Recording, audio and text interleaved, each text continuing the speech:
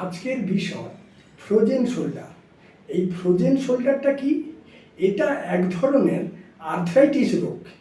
এই যে calf muscle রয়েছে, এই কাফ মাসেল অ্যাফেক্টেড হয়, এখানে অস্থি বৃদ্ধি হয়ে যায় এবং এই জয়েন্টে ফ্লুইড কমে যায়। মানুষের স্বাভাবিক কর্মক্ষমতা নষ্ট হয়ে যায়। কোনো কিছু খাবার খাবে, খাবার খেতে অসুবিধা হচ্ছে, ব্যাগ নিয়ে যাবে, ব্যাগ নিয়ে যেতে পারছে না মার্কেটে, খুবই সমস্যা।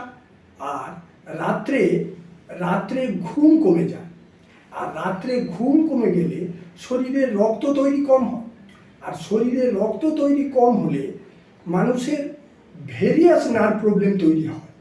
এই কাফ মাসেলের অসুখ হতে হতে পুরো ডান হাত একটা টেন্ডারনেস তৈরি হয়, কমজোরি ভাব তৈরি হয় এবং কারো কারো সাইটিকার প্রবলেমও ধরে যায়।